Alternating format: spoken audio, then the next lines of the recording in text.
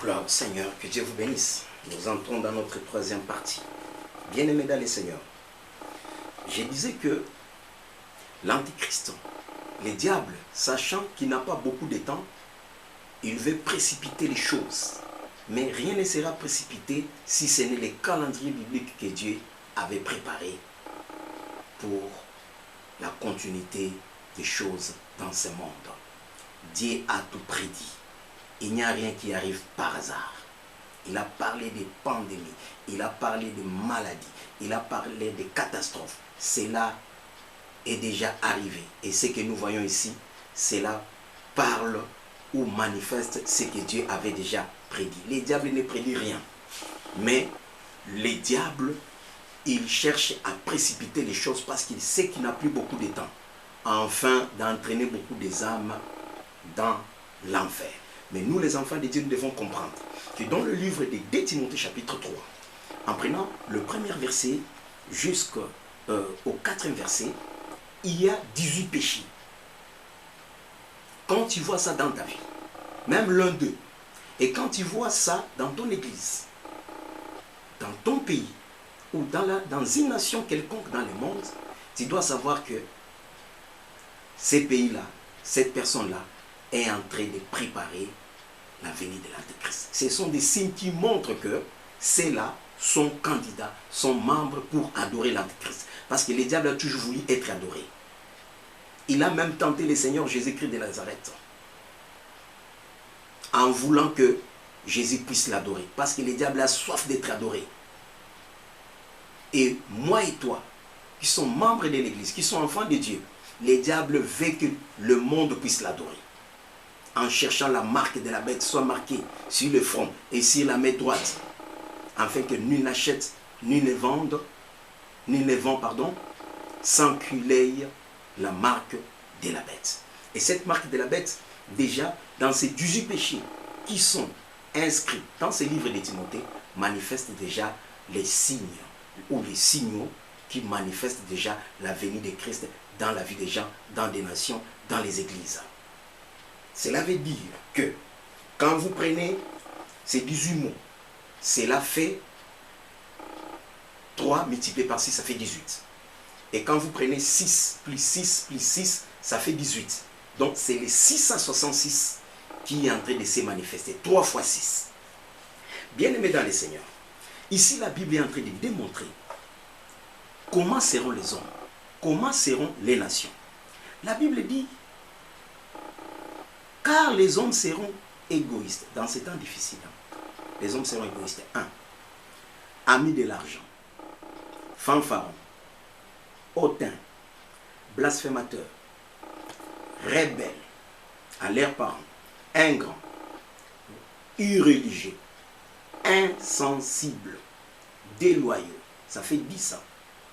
Calomniateurs, 11. Intempérants, 12. Cruels, 13. Ennemis des gens des biens, 14. Traîtres, 15. Emportés, 16. Enflins d'orgueil, 17. Aimant le plaisir plus que Dieu, 18. 3 fois 6, 18. 6 plus 6 plus 6, 666. Quand tu vois ces choses-ci dans ta vie, bien-aimé dans le Seigneur, répands-toi. C'est le temps pour nous de nous repentir. Ne regardez pas vos titres. Ne regardez pas ce que vous êtes. Ne regardez pas la position de votre nation. Humilions-nous devant le Seigneur. Repentons-nous devant lui.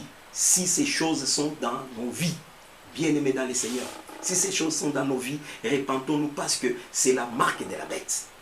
Dans ces temps difficiles, à ces temps de l'apostasie, où l'Église doit passer maintenant pour entrer dans le réveil, le vrai réveil. Qu'est-ce qui manifeste que le signe du diable est en vous? Ce n'est pas encore ces pistes-là qu'on va mettre pour avoir des soins médicaux, pour acheter, pour vendre.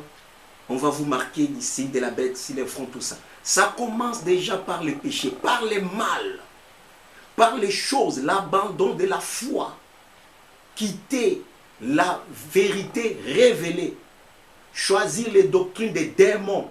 C'est ce qui font que la marque de la bête soit sur quelqu'un, soit sur une nation, soit sur une famille, bien-aimés dans les Seigneurs. Répentons-nous.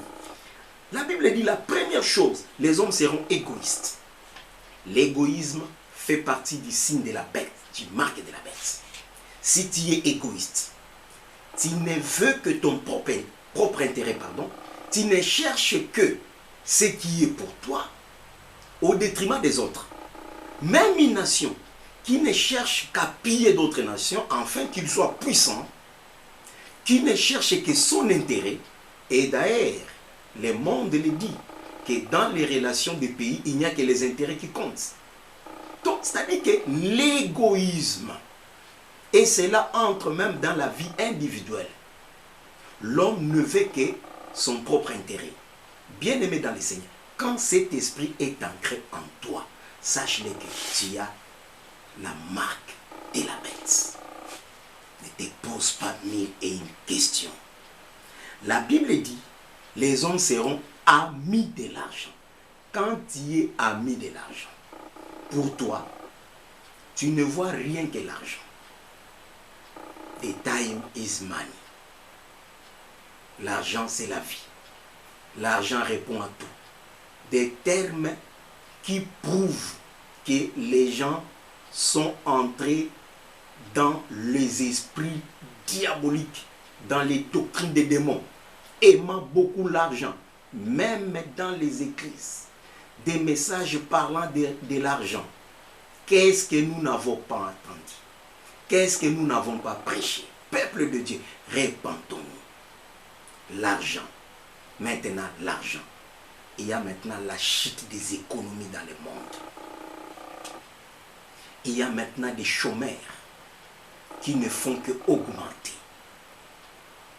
Il y a des commerces, des petites entreprises qui tombent dans des faillites.